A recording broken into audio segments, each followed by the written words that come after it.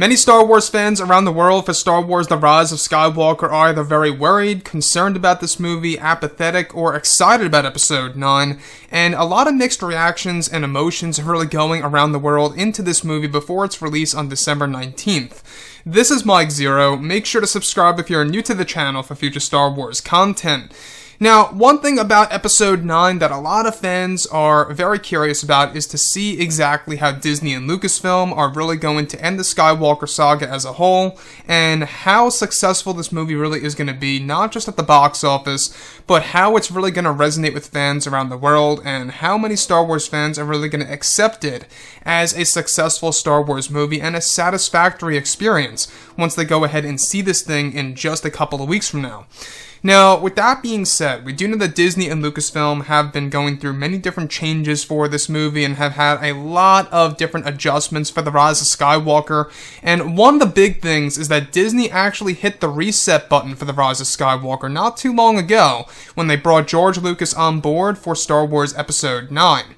Now, specifically, what's really intriguing about this is that it's explained that during the reshoots and rewrites of the film during the months of August, September, and October is when Disney and Lucasfilm went through many changes for the film by Kathleen Kennedy and changing the overall tone of the film and how the plot will flow from start to finish.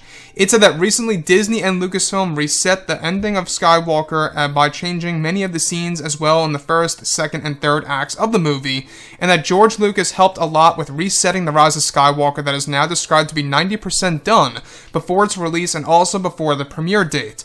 This plan also came into development after Disney was desperate for George's help to reset the film by changing out scenes and adding in new dialogue and voiceovers for some of the characters and even completely changing the arrangement of the music by John Williams, and that just yesterday, John Williams finished the additional scores for the film that was a part of this massive reset of the movie between Disney and Lucasfilm. Now, this was a big challenge for Disney to go through, and that this reset had a lot to do with the ending of the movie as well. George Lucas was said to also have played a large role in tweaking the Palpatine scenes, and those two were also reset with brand new themes by John Williams, and how some of the deleted scenes of Palpatine were cut apart and stored in the finalized version of the movie to change the tone of the overall film. Now, this reset also has to do with the additional footage shot from August of this year for Rey and Kylo Ren that was placed into the film properly by George Lucas, and that even the opening of the film was rearranged by Lucas to completely change the tone of Episode 9.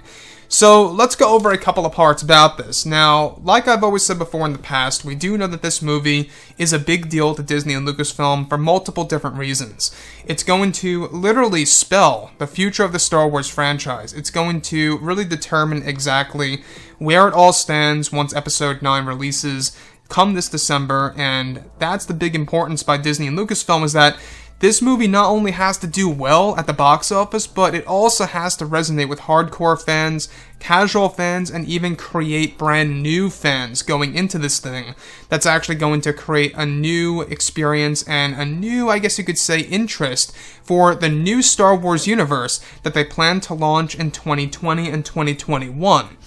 So, the big reset here for The Rise of Skywalker, a lot of it had to do with rearranging the themes by John Williams, changing out scenes, putting in new ones, and literally changing some of the voiceover work for some of the characters in Episode 9. So this massive reset, alright, it also connects to what we briefly went over a couple of weeks ago, that George Lucas was going to be doing this for The Rise of Skywalker, and that Disney and Lucasfilm knew that George knows Star Wars best. This all has to do with changing the tone of the movie. Basically how the movie feels to the viewer, to the audience. When you look at The Last Jedi, it feels a certain way. When you look at The Force Awakens, that too also feels a certain way in its unique form. So that's exactly what this reset for The Rise of Skywalker by Disney and Lucasfilm has to do with, is that essentially changing the overall tone and the feel of this movie and how things actually flow.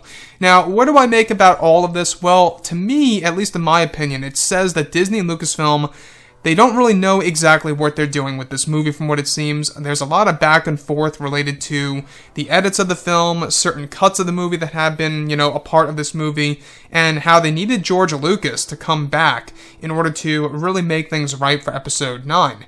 And whether or not it will be right for the fans really does determine on how well it's going to be cut. Now, like I've said before in the past, the only worry that I do have is whether or not Disney and Lucasfilm are going to use George Lucas as a scapegoat. And what I mean is, hopefully they're not going to blame George if this movie underperforms at the box office or if fans completely reject it. Hopefully Disney won't point fingers at George Lucas, saying that he made these decisions and, he helped restore the film. That's my only fear, because George, at the end of the day, he was brought into this, and he is also the man who created Star Wars at the very start. Yes, I understand that, he is the one responsible for selling Lucasfilm to Disney for, what was it, $1 billion plus. And yes, it is partially his fault that this is all, a thing to begin with, but at the same exact time, we wouldn't have Star Wars at all, period, if it weren't for George selling it over to Lucasfilm. Now, do I think it would have been better off keeping Star Wars where it was, with Return of the Jedi and just ending it there, and the prequel trilogy as well? I think that, yes, what they could have done, honestly, is that they really could have just done the sequel trilogy in a different way that would have been more true to the Skywalker saga and would have actually surrounded the actual characters of Luke, Leia, Han in a different way. Then I think it would have been better, in a sense, and that's exactly why George felt betrayed about The Force Awakens and The Rise of Skywalker, as we went over just yesterday, is because a lot of his ideas were abandoned, not just for Episode 7, but also for Episode 9 as well, where a lot of scenes were deleted and cancelled, and parts of the script were completely disregarded by Disney and Lucasfilm. So this is a very important time of the year. Obviously, November is approaching its end. This is a very important month to market the movie. We've got a lot of new images today. We got a lot of new interviews, TV spots coming our way. The international trailer is on the horizon. That's going to debut right around Thanksgiving.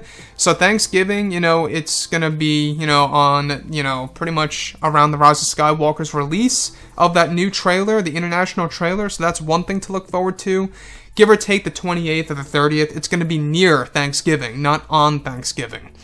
Now, the other piece that I do want to go over here is about this reset that also has to do with all of the themes by John Williams being changed around. In case you guys did not know, John Williams' brother, Don Williams, I believe his name is, he confirmed some weeks ago that every single theme in the Skywalker saga will be in Episode 9 in its own way.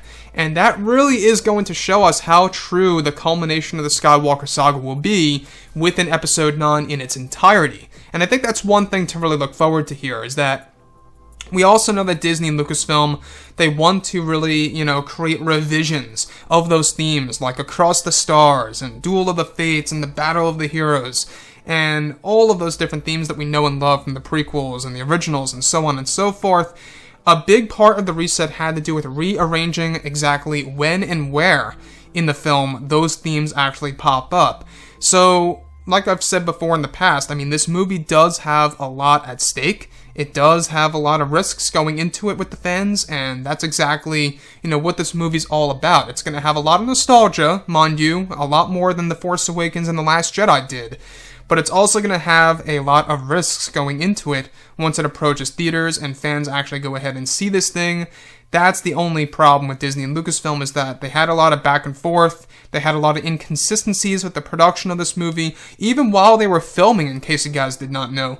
Even while they were filming Episode 9, a lot of changes were made to the script. They were rewriting as they were going along with it, which tells us, that this, yes, was a rushed production. Even J.J. Abrams confirmed just yesterday in numerous interviews that, yes, he felt very rushed with this movie. The script was, very intense. It was very much, a short time to write a script. I believe he wrote it in 4 to 5 months or something like that. Very quick, because he had Chris Terrio along with him as a co-writer. And let's just hope that both JJ and Chris really knock it out of the park, as well as George Lucas as well, the creator of everything Star Wars that started back in 1977. And hopefully this movie will end on, a good note for fans around the world. So anyways guys, drop a comment below. Let me know what you think about this below in the comments, and if you guys did enjoy the content for today, do make sure to drop a thumbs up on this video to support the channel. I thank you all so very much for the kind support, and I'll catch you guys next time.